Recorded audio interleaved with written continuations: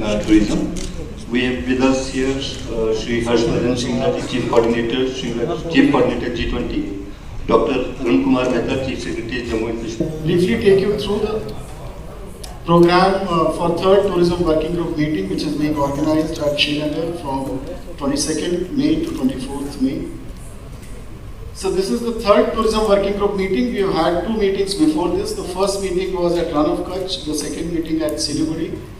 And the key priorities for Tourism Working Group are the green tourism, digitalization, the skills, tourism MSMEs and destination management. And the 2 key deliverables that will be discussed during the meeting: Goa roadmap for tourism as a vehicle for achieving sustainable development goals, and G20 tourism ministers declaration. Briefly talking about the priorities, these are the 5 key priorities which India during its presidency has set for G20 tourism working group. The first is greening of tourism sector for a sustainable, responsible and resilient tourism sector. Harnessing the power of digitalization to promote competitiveness, inclusion and sustainability in tourism. Empowering youth with the skills for jobs and entrepreneurship in tourism sector. Nurturing tourism MSMEs, startups and private sector to unleash innovation and dynamism in tourism sector. And rethinking the strategic management of destinations for a holistic approach that delivers on sustainable development goals. So these are the 5 priorities on which Tourism Working Group is working and deliberating, and will bring out these 2 deliverables. The first is Goa roadmap and action plan for tourism as a vehicle for achieving sustainable development goals, which will be based on these 5 key building blocks and linking them towards achieving sustainable development goals. The second is G20 tourism ministers declaration, which will endorse the key recommendations of the Goa roadmap and also articulate recommendations for Travel for Life campaign, which has been launched by as part of Life Mission by Honorable Prime Minister. So on day 1, we will have the meeting of Tourism Working Group with inaugural session, which will be graced by Honorable Minister of Tourism, Culture and Donor. We'll also have Minister of State for Science and Technology, Shri Jitendra Singh. We'll also have LG J&K, Shri Manoj Sinha ji. We'll have G20 Sherpa, Shri Amitabh Khan. We'll have Chief Coordinator G20 Secretariat, Shri Harshvardhan Singhlaji, and Secretary Ministry of Tourism. So that will be the inaugural session. After the inaugural session, there will be 2 working sessions. The first working session, we will deliberate on the second draft of Goa roadmap for tourism as a vehicle for achieving sustainable development goals. UN World Tourism Organization is helping us in preparing this roadmap, so they will be making a presentation. Then all member countries' delegations will be giving their suggestions and feedback. In the second working session, we'll have a presentation on draft G20 tourism ministers declaration, and we'll seek interventions, feedback and suggestions from the delegates. On the sidelines, we will have very important events, one on film tourism and another on eco-tourism. And where again, both the participants from the government, the private stakeholders, and in the first event, the international delegates will also be participating.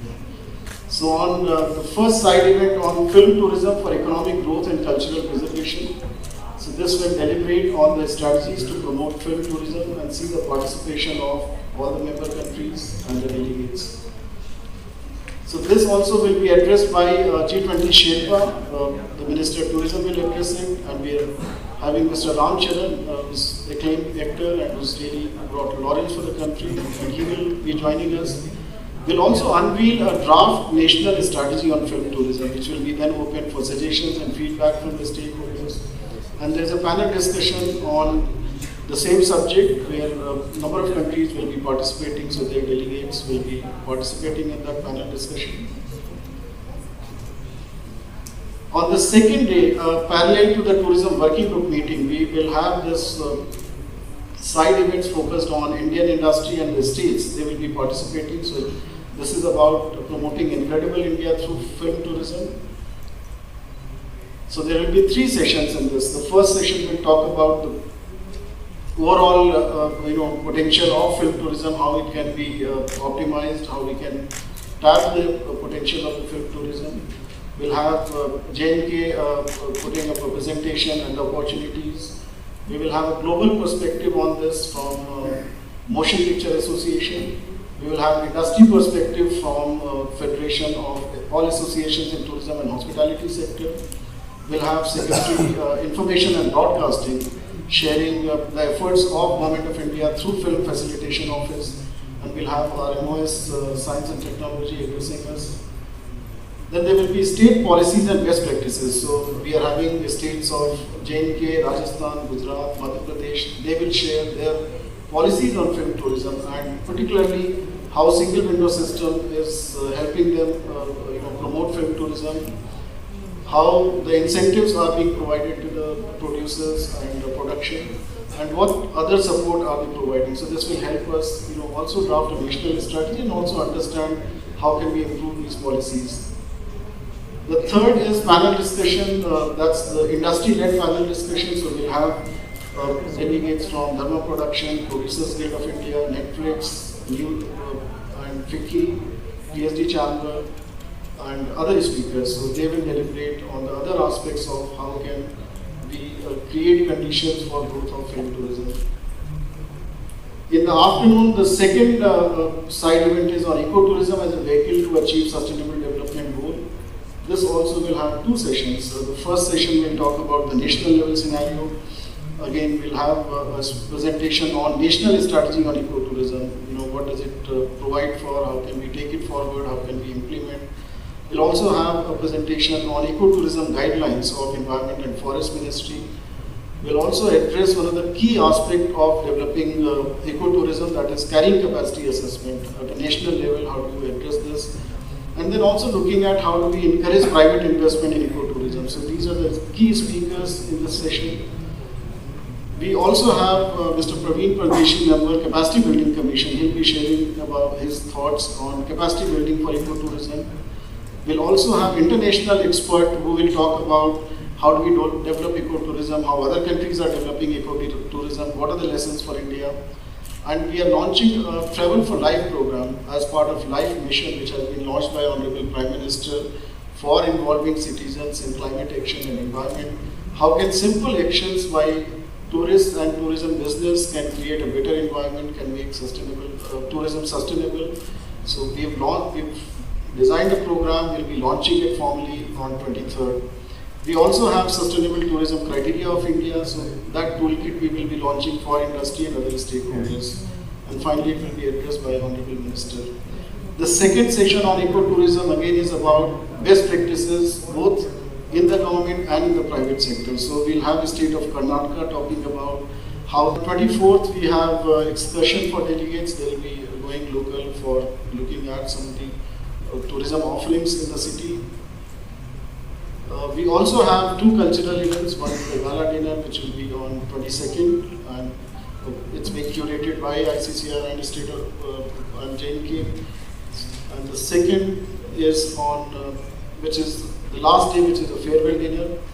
We are also planning for ODOP souvenirs, just to highlight our products from this region.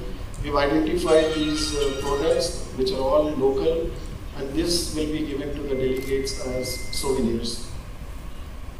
So this is broadly the 3D outline, and I'll request Arun Mehta, my colleague from Ministry, Rakesh Verma, Secretary Tourism J&K, Mr. Abid, ADG.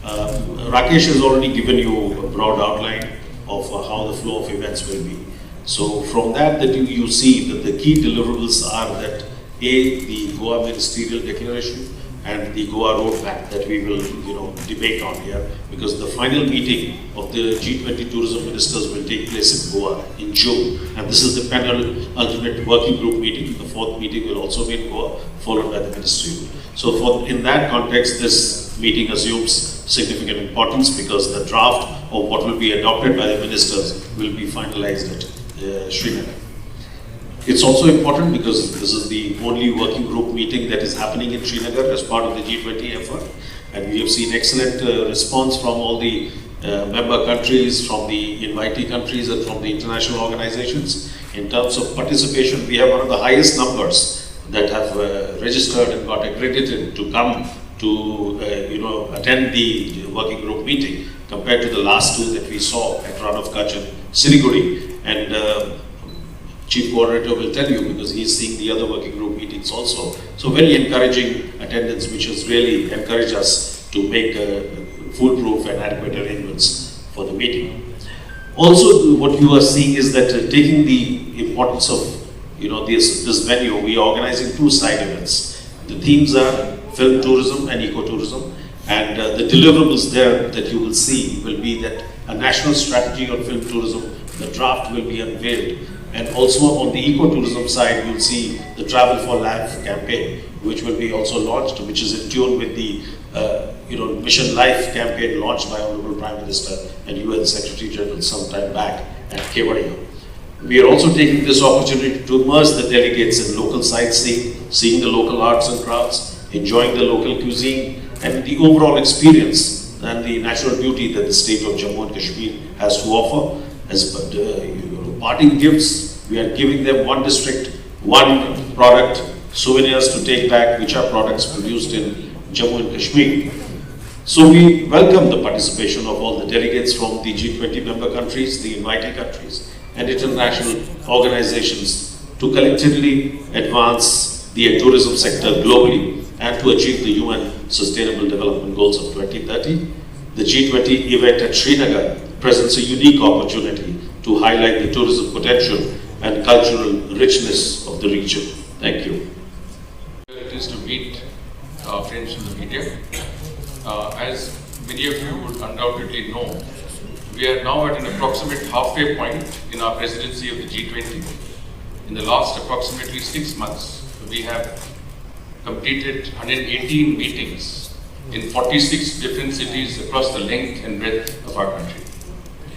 We obviously, for every meeting that is held, there is a lot of planning and preparation and organization. And I think the meeting in Srinagar is no exception to that. This has entailed planning at least a year and a half prior to this actual event. The G20 Secretariat and members of the Ministry of Tourism have been visiting Srinagar. Secretary Tourism and I myself visited tourism. This is the second time we are here in advance of the meeting. When we came here about a few months ago, we saw that there was a lot of work in progress. Srinagar is a smart city. There was a lot of effort to complete the work relating to the smart city project. We also looked at many of the areas that were relevant to the G20. And I can say with all sincerity that as we drive around the city, we see a completely transformed Srinagar. We've gone to the markets, we've gone to the riverfront, we've gone to the lake area, we've gone to many of the other places that we visited the last time. And we found that, that Srinagar today is vastly more beautiful. Its facilities and amenities are that much greater. There is a lot of pride when we talk to many of the citizens, when we move around the city, in some of the systems that have been introduced, whether it is underground optic fibers, sewerage systems, water and drainage. I think from that perspective, it is truly a smart city of the type that we would like to showcase to the rest of the world. And tomorrow, as we would receive a very large number of international delegates that will come from some of the most influential countries across the world, I think we can say with pride that this is one of our most beautiful, naturally scenic, but also one of the most beautiful urban environments that we can present to our guests from across the world.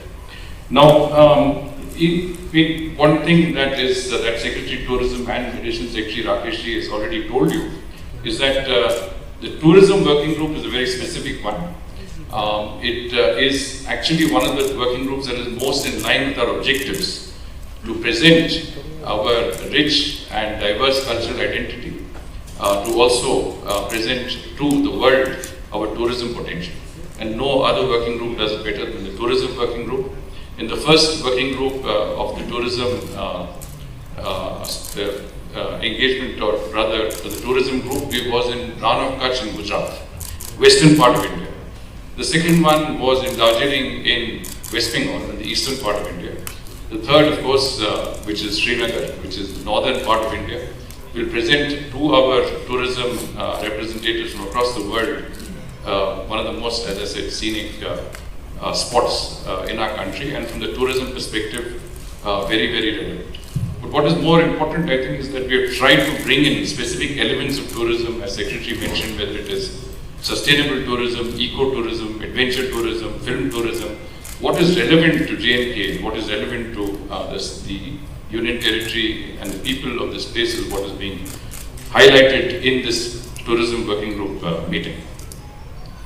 As you also know that the vision of the Prime Minister is to ensure that the message of India's G20 presidency is taken down to the grassroots level through a Jan Bhagidari process. And so a lot of efforts have been made to sensitize people in our country about G20, and that is why we've also held it in locations across our country, north, south, east and west. And in that context, I think a lot of effort has been done in Jammu and Kashmir in terms of the events that have been held on G20. I'm sure Chief Secretary will speak more about it, but we were very, very impressed with things like the walkathon, things like the cycle event that was held to popularize G20, or the mock G20 process, or the awareness rally in Badgam. You had, as I said, the walkathon in Baramulla. Sports is an important area where G20 is being popularized. So this, I think, is critical, and film tourism, as Secretary mentioned, is very specific to J&K. Every meeting should have outcomes, and I said that there is no better outcome in terms of any sector, any industry than tourism in terms of percolation of wealth, distribution of wealth. The very idea that we should use this meeting to draw attention to Jammu and Kashmir, introduce qualitative and specific and new areas of tourism. How can this help revive the local economy in terms of handicrafts, textiles, in many of the other very, very critical areas in Jammu and Kashmir, which has a very rich culture and handicrafts tradition, I think is very, very important. And we ourselves have seen there's a lot of effort and excitement in the city and in the state, in the Union Territory, on the potentials that can come forward. We've seen women's self-help groups, we've seen many groups mobilize, and I want to mention this as not a person who lives in Jammu and Kashmir, someone who has come and seen it from outside, but we are proud of the fact that we have such traditions in our country, and those traditions are today being revived, popularized and promoted in a manner that has never been done before. One last aspect, and of course that is besides the fact that the UN's SDGs very, very greatly emphasize on lowering inequality in terms of incomes. Tourism does that, and I think that's important.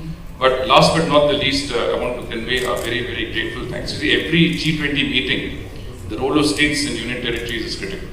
The central government can do a certain amount, but at the end of the day, the state's role and the state's contribution is critical to the success of any G20 meeting in our country. And the Union Territory of Jammu and Kashmir, led by the Honorable Lieutenant Governor, Honorable Chief Secretary, and an incredible and absolutely outstanding team of officers who have worked day and night to make this event a success. I'm sure both Secretary Tourism and I would like to convey our sense of both gratitude. It has been teamwork, of course, all of us have worked very closely together.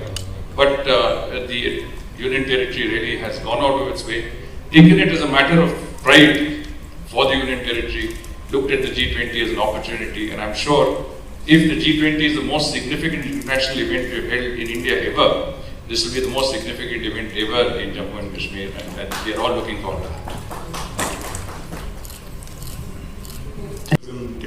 Ministry and our Secretary, Mr. Zaid Ahmed Rashid, or all of you sitting there, welcome to J&K. It's a huge welcome to you, and it's not only on my behalf, but people of J&K have been looking forward to this event with a lot of anticipation. In fact, I had a lot of people saying that how can we participate in G20? And I don't know how to make them participate, because you can't participate in the discussions. So we held a lot of events in universities. We had a lot of events in the sports arena. So there has been huge enthusiasm. And the mayor of the city will be hosting a lunch. And many of you will be invited there. So welcome to J&K. Just about tourism. last year, 2022, this was the highest ever number of people who visited J&K ever. And this was 1.88 crore. And so some of you who may not understand crores, it is 18.8 million. And the number of tourists who visited Kashmir last year was twice the previous highest, which was in 2017. That's the change. So, and this is just the beginning. Mark my words, this is just the beginning. Next year you will have trains coming here to Srinagar straight from Delhi. And this will be a marvel in its own way. It will be a technological wonder, if I may say so. And the national highway will be great. Some of you might actually want to drive from Srinagar to Jammu, just for the driving pleasure, in 6 months' time from today. And the trains will be beautiful. Many people have experienced J&K and may not know that J&K has a lot more to offer than you have seen. J&K has 4 colors. How many of you are aware? There is a white Kashmir in winter, there is a rainbow Kashmir in spring, there is a green Kashmir in summers, and there is an orange Kashmir in autumn. Experience each one of them. And you may have seen only few sites which Srinagar, Gulmarg, and but last year and the year before, we said it's not about few months in a year, it's about 12 months a year tourism. And some of the sites that people never thought will be open in winters have started to remain open. For example, Srinagar now remains open throughout the year. And we have facilities. So we have 300 new destinations coming up. And with the amount of tourists that are flowing in, we need that to disperse them and let them enjoy the. In fact, many of the sites in J&K, both Jammu and Kashmir, are picture perfect. If some of the sites are straight out of the picture postcard. And you have seen the riverfront. I'll just mention a few more things. One is that it adds about 7% to our economy. And I'm extremely grateful to Government of India to have hosted this event here, because that allows J&K to occupy its novel sort of slot in the tourism. If you are thinking tourism, it has to be sort of J&K starting with, because what it has to offer in terms of natural beauty is unbeatable. Today you have seen the Dal, and I keep saying the Dal is cleanest ever. You will have lots of light and clusters of light that you will be seeing, and I welcome all of you to experience in the evening. The riverfront has come up now, Polo View has come up now, the Residency Road and so on and so forth. I'm not going to count it. Jammu area, you will have the Ravi Barrage coming up, so you will have Jammu upgrading itself in terms of tourism potential. Jammu has a lot of tourism potential. J&K as a whole has immense tourism potential, and extremely grateful to Government of India to have given us an opportunity to sort of host this event. Just a couple of more things and I'll close. One is that we expect to cross the number of 2 crore this year, definitely. And one of the very positive signs that has happened this year, and this Mr. Singh you may like to take note of, that foreign tourists have come in a very large number this year. So this is catching up and going ahead. So we have already caught on with the previous numbers, and so that's a very healthy sign that we have a lot of foreign tourists arriving here. Very, very healthy sign, and we are looking forward to welcoming both Indian guests as well as foreign guests, because when it comes to hospitality, there is nothing to beat J&K. And people of J&K are so hospitable, and you should experience it. And the second thing I wanted to tell you, that this event will be there for next 3 days, for 22nd, 23rd, 24th, 25th you will be going back. In between we have made a lot of arrangements for you to be able to go out and see some places. Prerna is there, is Secretary Information. She will be able to help you with, if you wish to go to some other places apart from attending the event here, you will be facilitated. So experience J&K, and the transformation that is happening in J&K. Srinagar is just a small example of that. You can see the transformation in every sector and everywhere. And we feel very proud of being part of this. And we feel extremely happy that Mr. Arvind Singh and Mr. Srinagar, how this is going to be hosted here. Look forward to you enjoying your time here, and look forward to all of you coming again. You'll be busy this time, so you'll not be able to experience as much as you would like to. But after 25th as well, some of you who are coming from outside should come back again and experience J&K. And but I hope you have a very wonderful time over the next 3 days.